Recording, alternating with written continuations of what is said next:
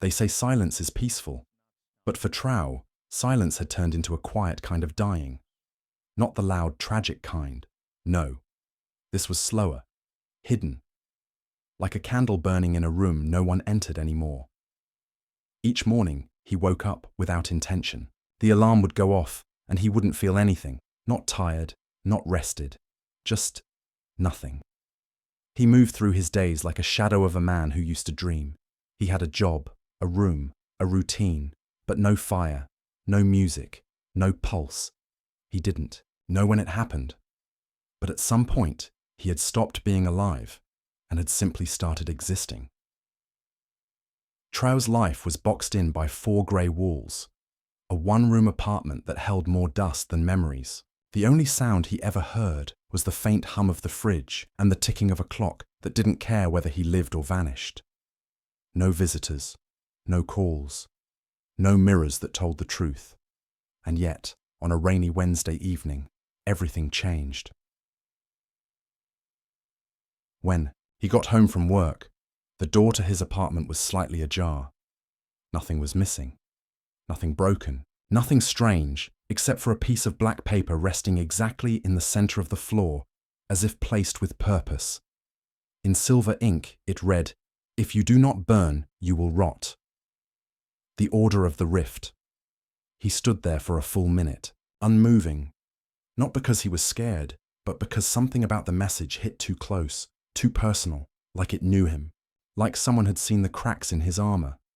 He laughed, tossed it aside, told himself it was a joke, probably some neighborhood prank. But later that night, he couldn't sleep. His body was tired, but his mind was wide awake. He felt restless, like something had been stirred inside him that couldn't go back to sleep. When he did finally drift off, the dream came. In the dream, he was walking through a hallway that never ended. On either side were doors, each one labeled with a secret he never told. The day you gave up. The time you lied to protect someone who didn't deserve it. The part of you that still wants to scream. He tried to run, tried to wake up, but he couldn't. At the end of the hallway was a door with no label. He opened it. Inside, he saw himself, but not the version he was now. Younger, clear-eyed, standing tall with a defiance that had long since left him. That version looked at him and said just one thing. "Do you even remember who we were?" Traore sat up in bed, heart racing, breath shallow. The dream was gone, but it didn't feel like a dream. It felt like a message, and in his hand, clenched, tight without even realizing it, was the same piece of black paper. Most people would call it coincidence. Some would say paranoia. But there's something about knowing when something is meant for you. You don't need proof. You just feel it. The next morning, he didn't go to work. He didn't eat. Didn't turn on the TV. He just sat there, staring at the paper. He couldn't explain why it mattered. He just knew it did. He opened a drawer he hadn't touched in years. Inside was an old photograph. Him at 19, holding a guitar, surrounded by friends he no longer spoke to. He looked real. There was something in his eyes that burned, a kind of wildness, a refusal to bend. That part of him was gone. Or maybe not. Maybe just buried. Later that day, he went to the corner store. As he walked past an alley, a black crow landed on a fence beside him.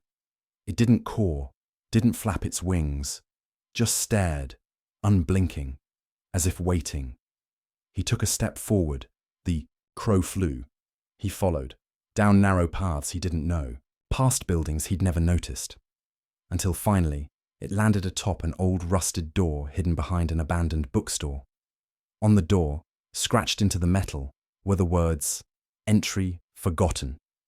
He reached out, hand trembling. Not from fear, but from something deeper. Recognition, and then, before he could touch the handle, a voice behind him said, "If you enter, you cannot return." He turned around. No one. He turned back. The door was gone. Only the crow remained, perched on a different wall now. It tilted its head, watching him. Then it whispered. Yes, whispered. You are not late. Yet. And with that, it flew away. That night, he didn't sleep again. But this time, he didn't want to. Somewhere deep inside him, a fire had started. Small, fragile, but real. You might think this story is fiction, but let me tell you something real. There's a man named Ray.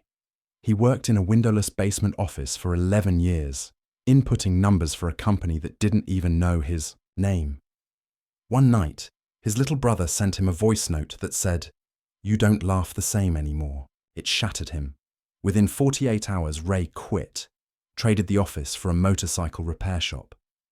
He didn't know anything about bikes, but he learned. Now, he smells like grease and freedom. He says he lost half his salary and found all of himself. That's not fiction. That's the truth most people are too afraid to chase. Sometimes, the invitation to change your life won't come as a promotion. Sometimes it comes as a black crow, a silver message, or a dream that doesn't leave when you wake up. For Traore, it had started, and somewhere deep inside you, maybe it already has. Because when life whispers, only the forgotten choose to stay asleep. Traore didn't return to work the next day. He didn't tell anyone. Not because he was avoiding them, but because he realized there was no one left to tell. He spent the morning walking through parts of the city he had forgotten, not the clean, polished streets filled with cafes and commuters, but the broken corners, the old alleys with peeling posters and the smell of metal and rain. Every block felt like it had a memory hiding in the cracks. Somewhere between two shutdown factories, he saw her, a girl sitting on a milk crate, drawing with charcoal on the wall. Her coat was torn, her hair tangled, but her hands moved like they belonged to a master. She didn't look up when he passed, but when he stopped and turned back, she spoke without lifting her eyes. "You saw the crow, didn't you?" Traore froze. She looked up. "It doesn't come to everyone." He asked her what it meant. She shrugged, smearing a line of charcoal across her cheek like war paint. "Some say it means you're breaking through. Others say it's a warning, but it always means change." Then she added, "Most people ignore it." He stared at her drawing. It was a burning tree, not on fire, but alive with fire. Each branch has a flame, each root glowing from within. "It's not supposed to make sense," she said. "It's supposed to wake you up." Before he could ask more, she handed him a piece of folded paper, already yellowed, like it had waited years for this moment. "Go to the abandoned tunnel under Ashridge Bridge," she said. "Sunset. Don't be late." He opened the paper. Inside, only 5 words. "Remember what you used to be." He walked home slowly, not because he was tired, but because he felt something he hadn't felt in a long time. He felt watched, not in a paranoid way, more like someone was hoping for him, like a forgotten part of the world was holding its breath, waiting to see if he would follow through. At 6:37 p.m., Traore stood beneath Ashridge Bridge. The sky burned orange behind the metal beams, casting shadows that looked like scars across the road. Beneath the bridge was a tunnel, fenced off, locked, with signs that screamed, "Do not enter," but the gate was slightly open. He stepped in. The air inside was thick, wet, silent in a way that rang in his ears. His footsteps echoed, but something else echoed louder. His thoughts. Every step forward felt like digging deeper into himself. Midway, through the tunnel, the world changed. Not suddenly, just subtly. The walls started breathing. The ground shifted like memory. And up ahead, a circle of candles lit themselves. In the center stood a man. No face, just a mask made of cracked glass, reflecting everything and nothing at once. "You are late," the figure said. Traore didn't speak. You're not the first to arrive, and you won't be the last. But you are at a moment that matters. Then the figure raised a hand. Behind him, 5 objects floated in the air: a guitar pick, a page from an unfinished book, a photograph of a child laughing, a key with no lock, and a stopwatch that was stuck at 0. These, the figure said, are fragments, pieces of the person you were before you gave yourself away. Traore asked what he was supposed to do. Take one, the figure said. Only one, but choose carefully. Each path changes the ending. Traore stared at the items. His hand moved on its own, reaching toward the photograph, the child laughing. The moment his fingers touched it, the tunnel exploded in light, and then darkness. When he opened his eyes, he was on his apartment floor, breathless, cold, the photograph still in his hand. But something was different. The world wasn't quieter. It was clearer. For the first time in years, he could hear things he had tuned out. The sound of his own heartbeat, the distant laughter from a neighboring building, the soft hum of life beyond his walls. He stood up slowly, and when he looked in the mirror, he didn't see the same tired man. He saw a crack forming, not on the glass, but in his own numbness. A break, a chance. And if you think this is all just poetic fiction, let me tell you something real. There's a woman named Elira, worked corporate, made 6 figures. Everyone thought she was winning, but every night she sat in the dark with music playing and tears she couldn't explain. One day she went skydiving, just to feel something. It wasn't the fall that changed her, it was the moment after landing. Her feet hit the ground and she started screaming, not in fear, in release. She quit her job the next day. Now, she teaches kids how to dance, says she makes 1/3 the money and sleeps 3 times better. Real stories, real shifts. Because sometimes you don't need trauma to break. You just need silence that lasts too long. Traore sat on the floor and wrote a letter to himself. It wasn't poetic, it wasn't long, just 1 sentence. I don't know where we're going, but I'm finally ready to go. That night, he left his apartment. No bag, no plan, just the photograph in his coat pocket. And in the distance, above the rooftops, the silhouette of a crow circled once, then disappeared into the night. Not everything broken needs to be fixed. Some things just need to be found. And for the first time in years, he was finally willing to look. 3 days passed, and Traore had no idea where he was going. He walked through neighborhoods with no names, slept in empty train stations, talked to no one, listened to everything. The noise of the city started to sound different, not like chaos, but like code. Patterns in horns, secrets in footsteps. His world wasn't quieter, it was clearer. One night, rain chased him into an old bookstore. No name, just a cracked glass door and dust thick enough to write in. Inside, the air smelled like forgotten time, paper, wood, something else, something sacred. An old man sat behind the counter, wearing glasses with only 1 lens and a sweater, full of holes. Without looking up, the man said, "Looking for something you lost?" Traore hesitated. "I don't know what I'm looking for." The man finally met his eyes. "That's how you know it's real." Then he motioned toward the back. 3rd shelf, behind the blue-covered journal. Traore walked past stacks of books that leaned like drunks, some titles in languages he didn't recognize. When he reached the shelf, he pulled away the blue journal, and behind it was a small black box. No label, no lock, just a box. He opened it. Inside, 1 cassette tape and a note. It read, "Play only when you're ready to listen to yourself."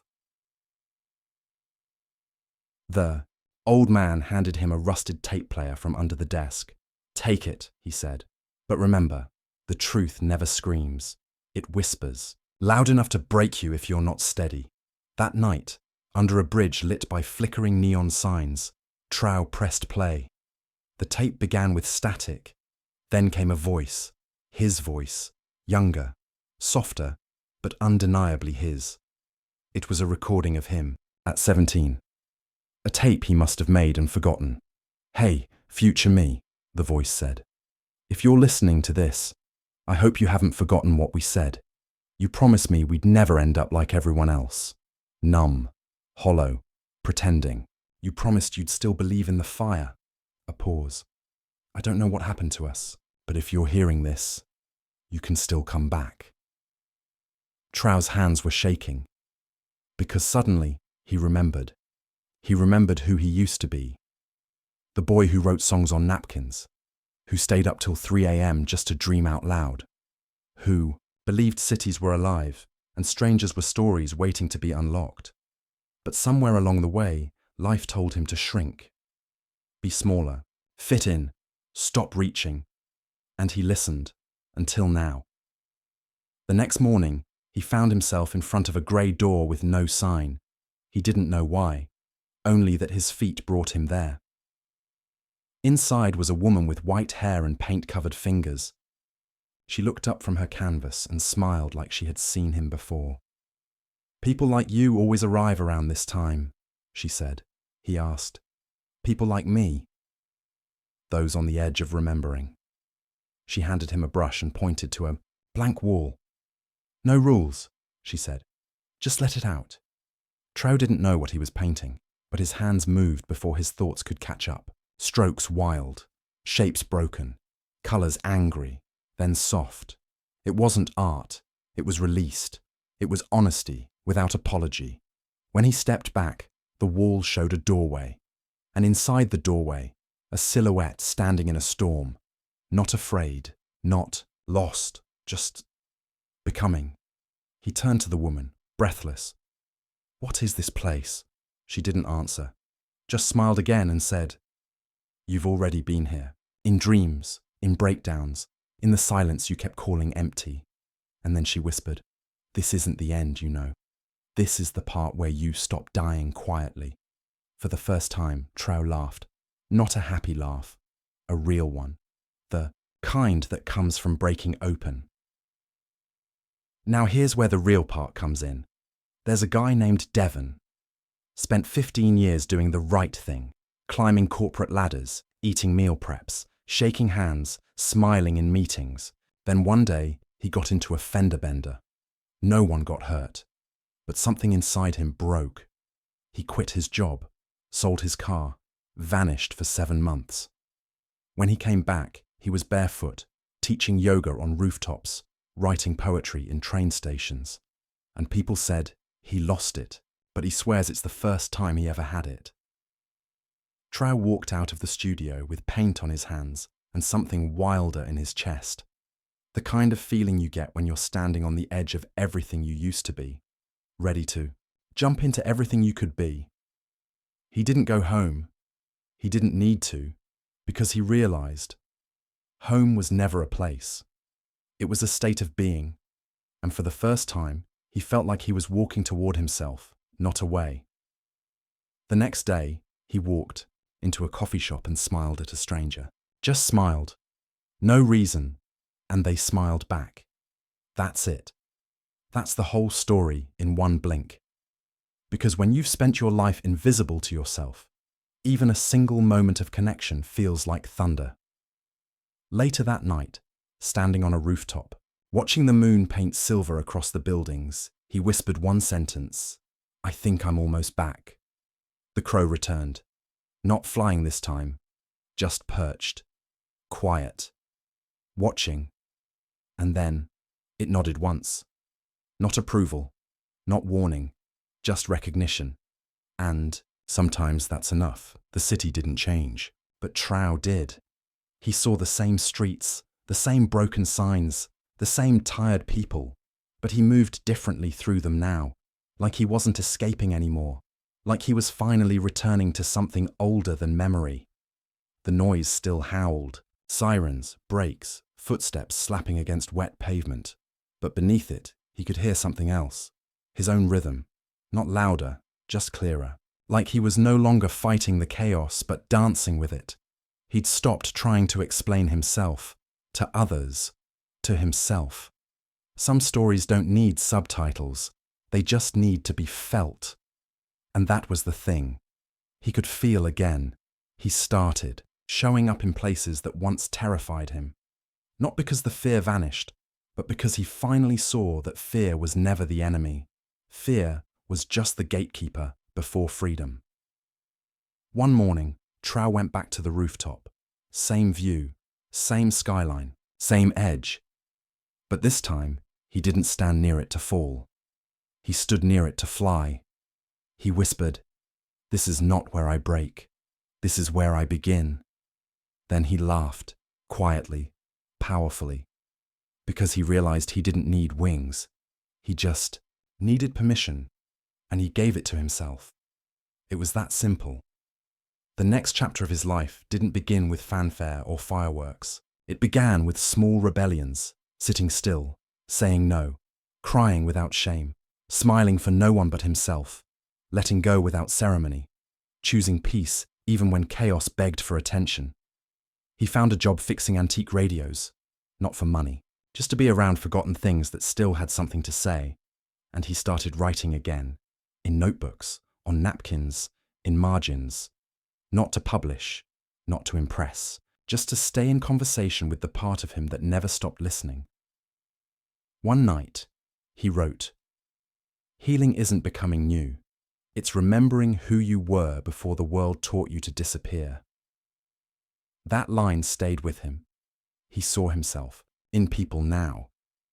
The woman was crying on the train, but pretending she had allergies. The old man talking to a photo like it still breathed. The teenage boy scribbling graffiti wasn't destruction. It was prayer in disguise. He didn't interrupt. Their silence just honored it. Because some people don't need advice. They need witnesses. Here's the truth. Not everyone understood the new Traore. Some called him strange, said he'd changed, and he had. He had traded numbness for nuance, traded urgency for presence, traded the performance of okay for the honesty of becoming. He wasn't chasing happiness anymore. He was chasing wholeness, and that changes everything. He found a girl, or maybe she found him. They didn't fall in love fast. They grew it like a garden. Some days it bloomed, some days it didn't. But it was real, and that made it sacred. One night, she asked him, "What broke you?" He didn't answer right away. Then he said, "Not being seen, not even by me." She nodded, held his hand. No therapy session, no rescue fantasy, just presence. And in that silence, something softened inside him that hadn't in years. They didn't need each other to be whole, but they made space for each other's holes. That was enough. Now here's the 10% real part you need to hear. There's a small clinic in Berlin that's been working with trauma survivors using a method that doesn't involve medicine, therapy, or traditional intervention. It's called deep witnessing. The rule is simple. A person tells their story, start to finish. No interruptions, no solutions, no feedback, just pure listening. And what did they find? Most people don't need to be fixed. They need to be heard so deeply that they remember they're not broken. Traore started doing this, not professionally, just intentionally, with strangers, with friends, with himself. Every Sunday, he'd sit in the park and leave a sign on the bench. "I'll listen. You talk. No fixing." And people came. A girl who'd just buried her dog. A man who hadn't spoken to his father in 12 years. A woman who never told anyone she wanted to be a dancer. A boy who was too afraid to say he was lonely. They talked. He listened. No fixing. And still, things healed. Because the heart doesn't need repair. It needs recognition. Months passed. And one rainy morning, Traore stood in front of a mirror, not to fix his hair, not to judge his face, just to look. He saw a man with tired eyes and steady hands, a man who had fallen, disappeared, cracked open, and somehow crawled his way back to himself. He whispered, "I remember you." Then he smiled. And the mirror didn't just reflect a face, It reflected a return.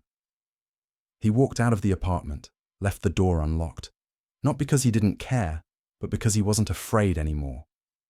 The city didn't slow down for him. But he no longer needed it to, because somewhere in the roar of everything, he'd found stillness. And stillness doesn't scream to be heard. It just is.